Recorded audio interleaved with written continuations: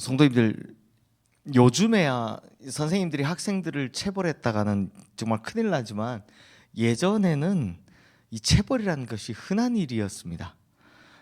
저도 학교 다닐 때 참 많이 맞았던 그런 기억들이 있습니다. 저 정말 그렇게 저 꽤나 모범생이었거든요. 정말 착하디 착한 모범생이었는데 뭐만 하면 뭐 이제 단체로 두드려 맞으니까 뭐 하다 얻어맞은 기억들이 너무 많습니다. 그런데 그때마다 참 이해가 안 되는 게 하나 있었습니다.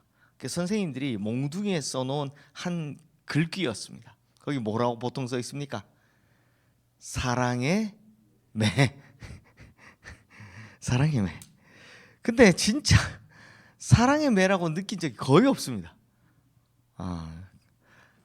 때릴 때마다 이게 무슨 사랑의 매냐 이런 생각이 들었습니다. 딱 한 번은 정말로 제 인생을 올바르게 가게 하는 사랑의 매가 한 번은 있었습니다. 저는 아직도 그 선생님 조남을 잊지 않는데요. 정태준 선생님, 연세가 있으시니까 아마 지금은 돌아가셨을 것 같은데 그분께 제가 딱 한 번 맞았는데 정말 무지하게 많이 맞았습니다. 근데 그분만큼은 진짜로 제가 올바른 인생을 걸어가라 라고 해서 때렸던 매였다는 게 아직도 참 어릴 때였는데 제가 기억이 납니다. 그래서 나이가 들어서 이제 얻어맞은 것에 대해서 감사하는 유일한 분이 그분입니다. 근데 대부분은 그런 게 아니라 사랑의 매라고만 써놓고 실제로는 자기 감정에 따라 때리는 경우들이 굉장히 많았습니다. 제가 아직도 기억이 나는 게 그 선생님이 자기 축구공을 자기가 관리를 제대로 못해서 잃어버렸는데 그거 못 찾았다고 축구한 사람 다 나와 그래서 그 밤에 확 때리는데 그냥 그 화난 감정을 주체를 못해서 때리던 그런 기억이 있는데요. 결국은 이 선을 넘는 경우들이 대부분 많았기 때문에 사회적인 문제가 되어서 지금은 이제 그런 거에 되었죠. 그러므로 이제 올바른 길로 돌이키려는 진심이 있느냐, 아니면 자기 감정에 따라 그걸 주체하지 못하고 선을 넘느냐, 이건 정말 큰 차이라는 겁니다. 똑같은 매랄지라도. 성도님들, 하나님께서는 자기 택한 백성들을 올바른 길로 돌이키기 위해서 매를 드셨습니다. 근데 하나님의 매는 진짜 사랑의 매였습니다. 근데 이 매를 뭘로 드셨냐? 주변의 이방 민족들을 통해서 사랑의 매, 또 진노의 지팡이를 사용하셨다는 겁니다. 그런데 문제는 이 주변 민족들이 선을 넘어버린 겁니다. 하나님께서 허락하신 범위까지만 딱 진행해야 되는데, 즉 자기가 심판의 몽둥이로서 역할만 해야 되는데 그 범위를 넘어서서 완전히 인간성을 상실한 일까지 저지르는 바람에 하나님이 오히려 그들에게 이제 분노하기 시작하시는 겁니다. 결국 분노하신 하나님께서는 유대민족을 심판하려 하시다가 지금 어떻게 되는 겁니까? 이방민족을 심판하시겠다라고 하는 겁니다. 구약의 후반부에는 이 문제들로 인한 내용들이 자주 등장하는데요. 요엘서 3장 역시 이 이방 민족에 대한 하나님의 진노를 잘 보여주고 있습니다. 우리 2절 3절 말씀 함께 읽어보겠습니다. 내가 만국을 모아 데리고 여호사밧 골짜기에 내려가서 내 백성 곧 내 기업인 이스라엘을 위하여 거기에서 그들을 심문하리니 이는 그들이 이스라엘을 나라들 가운데 흩어버리고 나의 땅을 나누었음이며 또 제비 뽑아 내 백성을 끌어가서 소년을 기생과 바꾸며 소녀를 술과 바꾸어 마셨습니다. 자, 앞서 요엘서 1, 2장에서 본 것처럼 하나님께서는 남유다 백성들의 죄악으로 인해서 엄청 힘들어하셨습니다. 그래서 하나님께서는 이 남유다 백성들 정신 좀 차리라고 해서 몽둥이를 드셨는데 그게 뭘 드셨냐? 주변에 있는 민족들을 사용하신 겁니다. 그런데 이 이방 민족들이요, 이게 남유다 백성들 자기 자식이잖아요. 요 남유다 백성들을 혼내는 것 정도에 그쳐야 되는데 선을 심하게 넘은 겁니다. 방금 읽으신 3절 말씀에서 볼 수 있듯이 소년을 기생과 바꿨다고 합니다. 소녀를 팔아서 술과 바꿔 마셨다고 합니다. 그냥 한마디로 하면 인신매매인 거죠. 이렇게 남유다 백성들을 비인간적으로 심하게 다뤘다는 겁니다. 그러자 이제 하나님께서 그 이방 민족들을 여호사밧 골짜기에서 심판하시겠다라고 하시는데요. 자, 성도님들, 여호사밧 골짜기가 어디냐? 여호사밧의 배경이 되는 건 이제 역대하 20장에 잘 나오는데요. 거기 보면 제가 간단히 설명드리면 모압과 암몬과 세일 족속이 연합군을 이뤄서 이 남유다를 치기 위해서 올라옵니다. 한마디로 우르르 데려와서 이제 예루살렘 성을 포위하는 겁니다. 그때 남유다의 왕이었던 여호사밧이 하나님 앞에 간절히 기도합니다. 그리고 여호사밧 왕이 어떻게 하냐? 모세와 여호수아 때 했던 것처럼 하나님의 명령을 받들고 군대 앞에 찬양대를 세워서 진격을 합니다.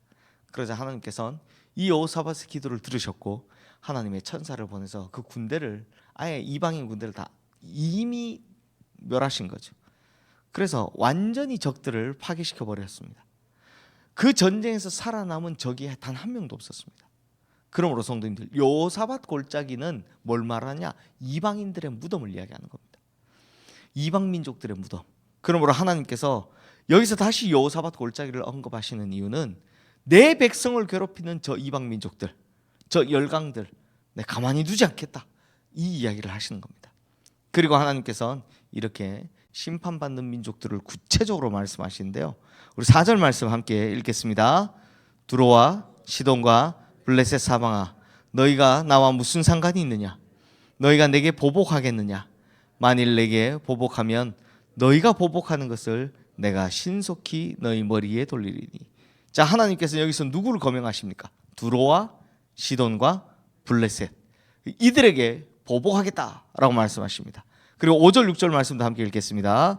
곧 너희가 내 은과 금을 빼앗고 나의 진귀한 보물을 너희 신전으로 가져갔으며 또 유다 자손과 예루살렘 자손들을 헬라 족속에게 팔아서 그들의 영토에서 멀리 떠나게 하였음이니라. 자, 이번에는 두로와 시돈과 블레셋 사람들이 행한 제약이 나오는데요. 이들에게 원래 허락된 것은 진노의 몽둥이 역할이었는데 이들은 선을 넘어서 하나님이 성전에 있는 진귀한 그릇들, 보물들까지 싹 다 탈취해 간 겁니다. 그리고 남유다 백성들을 잡아다가 헬라, 그러니까 지금으로 말하면 그리스 혹은 유럽에다가 팔아버린 겁니다. 여기까지는 하나님이 허락하신 일이 절대 아니죠. 그러니 하나님께서는 이 민족들의 이름까지 직접 언급하시면서 내가 너희를 가만두지 않겠다라고 말씀하시는 겁니다. 그리고 하나님께서는 한 번 더 그들에게 진노를 바라시는데요. 우리 11절 12절 말씀 함께 읽겠습니다. 사면의 민족들아, 너희는 속히 와서 모일지어다. 여호와여, 주의 용사들로 그리 내려오게 하옵소서. 민족들은 일어나서 여호사밧 골짜기로 올라올지어다. 내가 거기에 앉아서 사면의 민족들을 다 심판하리로다. 자, 여기서 하나님께서는 여호사밧 골짜기에서 사면의 모든 민족들을 심판하시겠다라고 말씀하십니다. 그러니까 어떤 나라, 어떤 민족도 예외가 될 수 없다라는 겁니다. 이게 다시 한마디로 하면 뭡니까, 성도님들? 내 백성을 선을 잘못 건드리면, 내 백성에게 선을 넘으면 누구든지 가만두지 않겠다. 그래서 좋아, 내가 너희를 심판의 지팡이로 쓸 수는 있어. 그런데 내 백성에게 선 넘어 잘못 건드리면 내가 가만두지 않겠어 라는 이야기를 하는 겁니다. 그래서 19절 20절 말씀 보십시오. 우리 함께 읽겠습니다. 그러나 애굽은 황무지가 되겠고 에돔은 황무한 들이 되리니 이는 그들이 유다 자손에게 포악을 행하여 무죄한 피를 그 땅에 흘렸음이니라. 유다는 영원히 있겠고 예루살렘은 대대로 있으리라. 자, 여기에는 이집트도 에돔도 예외가 될 수 없다라고 하는 겁니다. 가장 강력한 나라였던 이집트도 황무지가 된다 하셨고요. 세일산에 가던 그 용맹한 군인들을 자랑했던 에돔도 황무한 들이 된다라고 하셨습니다. 이 이야기는 이제 또 아모스서에도 또 나오는데요. 이유는 딱 하나입니다. 왜?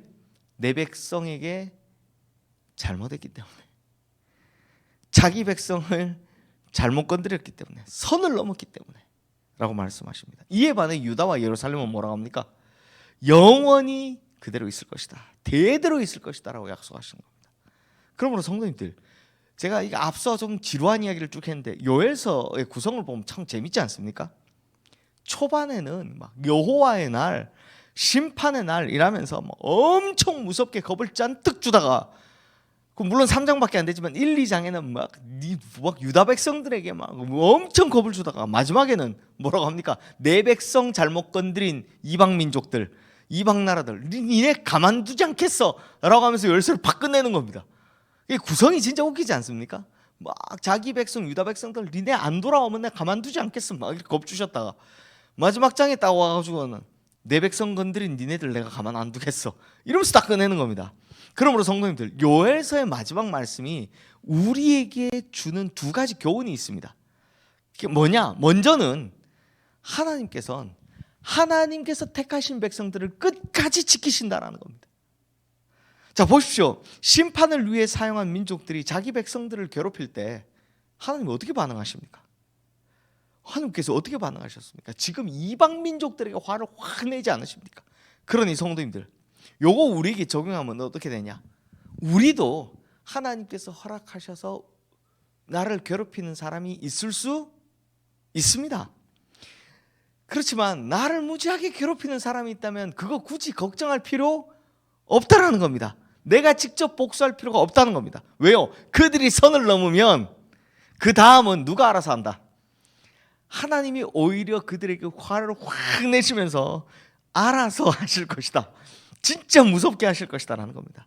그러니 성도님들, 우리가 하나님의 백성으로서 잘못 살아가면 혼날 때가 있습니다. 그런데 우리에게 혼내시면서도 하나님은 기준이 있다는 겁니다. 아프게는 하실지언정 절대로 죽이진 않으신다라는 거죠. 선을 넘지는 않으신다라는 거죠. 다시 말하면 하나님은요, 자기 백성에 대해서만큼은 혼을 내든 뭐 얼르고 달래든 뭘 하든 간에 끝까지 책임지시고 끝까지 지켜주신다는 겁니다. 요게 요엘서의 이야기입니다. 막 겁주다가 갑자기 야, 내가 거기까지만 때리라 그랬지 언제 그건 선 넘으라 그랬어 이러면서 막 화를 내시면서 끝내는 게 이 요엘서 아닙니까? 그러니까 이게 말을 가만히 생각해 보면 뭡니까? 자기 백성들은 끝까지 지키신다는 겁니다. 혼을 내도 선을 싹 놔두고 거기까지만 하신다는 겁니다. 그러므로 성도님들, 하나님의 백성은 얻어맞아도 하나님께 얻어맞아도 두려워할 필요가 없다라는 겁니다. 왜요? 하나님께서는 어떻게든 지키시고 끝까지 돌보시기 때문입니다. 하나님이 우리에게 바라는 건 뭡니까? 죽으라는 게 아니라 돌아오라는 거라니까요. 그러니 거기까지만 하실 것이다라는 겁니다. 자, 두 번째 교훈은 뭡니까? 결국 하나님의 백성들은 영원할 것이다라는 겁니다. 좀 전에 보았던 20절 말씀에 보면 유다는 영원히 있겠고 예루살렘은 대대로 있으리라라고 하죠. 이 정말 웃기지 않습니까? 요에서 1장 2장에서 뭐라 그랬습니까? 안 돌아오면 뭐 난리 날 것처럼 여호와의 날이다, 심판의 날이다, 뭐 돌 위에 돌 하나도 남지 않을 거다, 뭐 이렇게 겁을 줘놓고 3장에 와서 뭐라고 합니까? 유다는 영원히 있겠고 예루살렘은 대대로 있으리라. 왜 그렇습니까? 하나님은 포기 못 하시거든요. 하나님은 진짜 끝까지 사랑하시기 때문입니다. 하나님은 우리를 포기 못 하시는 겁니다. 끝까지 사랑하시는 겁니다. 어떻게든 살리시라는 겁니다. 그래서 예수 그리스도를 우리에게 보내신 겁니다. 어떻게든 살리시려고. 성도님들, 요엘서 전체의 내용이 이거죠. 기원전 8세기의 남유다 백성들이 이제 배가 불러가지고 하나님을 모른다라고 했습니다. 또 형식적으로만 완벽한 예배를 드렸지 마음을 다해 하나님께 예배하지는 않았습니다. 그래서 하나님께서는 요엘 선지자를 통해서 여호와의 날이 임할 것이고 너희는 정말 극심한 심판을 받을 것이다 라고 경고하셨던 겁니다. 하지만 전제 조건이 있었죠. 돌아오기만 하면. 이건 호세아도 똑같고 아모스도 똑같고 요엘도 똑같고 다 똑같습니다. 앞에 나올 모든 선지자가 다 똑같습니다. 돌아오기만 하면 언제든 회복시키고 용서하겠다. 언제든 용서하고 회복시키겠다라는 겁니다. 그러므로 하나님께서 바라시는 건 하나님의 백성이 잘 되길 바라시는 겁니다. 하나님께 돌아오기를 바라시는 겁니다. 그러니 하나님의 백성들은 영원할 것이다라는 겁니다. 절대로 망하지 않을 것이다라는 겁니다. 그러므로 성도님들, 나를 사랑하시는 하나님의 사랑을 의심하지 마십시오. 끝까지 신뢰하십시오. 그래서 죄의 길, 악한 길, 그래 하나님이 나를 사랑하니까 내가 좀 더 죄를 지어도 되겠지. 그게 아니고요. 죄의 길, 악한 길에서 떠나서 요엘서의 표면에 나타나는 심판이 아니라 그 뒷면에 있는 하나님의 사랑을 누릴 수 있는 우리 모든 성도님들 되시기를 주님의 이름으로 축원합니다. 이 시간 오늘 주신 말씀 기억하며 우리 함께 기도하겠습니다.